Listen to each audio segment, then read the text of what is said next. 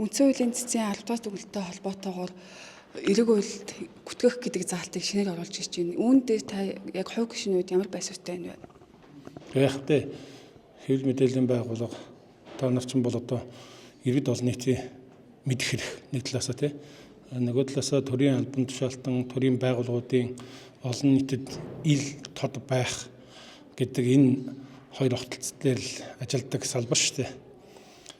Яг хариуцлагууд бол байгаа. Энэ хүлээн зөвшөөрөх хэрэгтэй тий. Цаашдаа бид юу анхаарах вэ гэж. Ер нь энэ хэвлэл мэдээллийн байгууллагын олон нийтэд хүргэх ил дод байдал мэдээллийг хүргэх хэлбэрлүүн олон нийтэд мэдээлэл зөв түгэх хэлбэрээр та хүмүүс анхаарах хэрэгтэй. Дээрэс нь одоо энэ хуулийн төсөл нь орж иж байгаа төсөл нь бол худал мэдээлэл тараах гүтгэх гэдэг хоёр заалт. Энэ чинь бол нэг юмний хоёр тал шүү дээ. Тэгээ би бол хэвлэл мэдээллийн салбарт их хүндэтгэлтэй ханддаг хүн. Гэхдээ буруу ташаа мэдээлэл янз бүрийн өгсөн хүмүүсийг нь би бас зүгээр байлгадаг хүн. Хүүхнийхээ хувьд над ийм тохиолдож ирсэн. Гэхдээ тэр нь одоо бараг 10 жил юм 14 он шиг санаж байна. Би хэвлэл мэдээллийн зөвлөлийн нэг мэдээлэл юу вэ? Хэвлэл мэдээлэл ёс зүйн зөвлөл тий. Ёс зүйн зөвлөл чи өөрөө сайн ажиллавал тэгээд энэ салбарынхаа дотоод хяналт шүү дээ үндсэндээ тий. Дотоод зохицуулт байхгүй. Дээрээс нь заавал эрүүгийн гэхгүй иргэний хуулиарч явуулчих боломжтой шүү дээ. Тийм л байр суурьтай байгаа. Тэгээд тэр байр суурьаа би бас энэ хууль төсөл орж иж явах үед нь хэлж ирсэн. Одоо бас бодохгүй чинь нөгөөдөр хаа чуулганаар орох юм блэ. Тэн дээрсэн бас би энэ байр суурийг илэрхийлнэ гэж бодож байгаа. Одоохондоо манайх бол бас нийгмийн харилцаа, иргэдийн соёл, төрийн албаны засаглал олон юм болоогүй байна. Ер нь бол яг Германы хууль бол арай өөр. Бүх төрөл төрлөөр нь өөр нь авч үздэг. Одоохондоо хараахан тийм байдалд хүрээгүй учраас өөрийнх нь дотоод зохицуултаар юм уу эсвэл иргэний хуулиар зохицуулах боломжтой гэж бодож байгаа. Зөв биз дээ.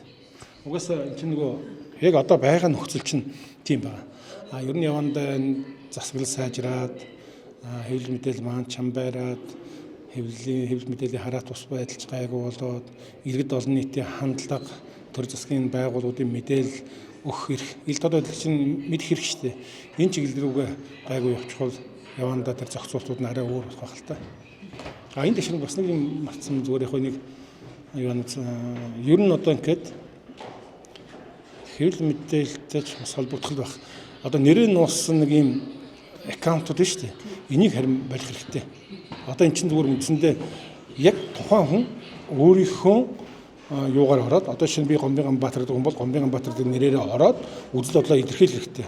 Тэр нь үнэн үү буруу юу тэр хүн өөрөө хариуцгаа хүлээн шүү дээ. Яг тэрэн шиг хэвлэл мэдээллийн салбарсан цаашдаа яг тэр юугаараа ажиллах хэрэгтэй. Тухайн хэрвээ хэвлэл мэдээлэл одоо та бол хувь хүн байж болно.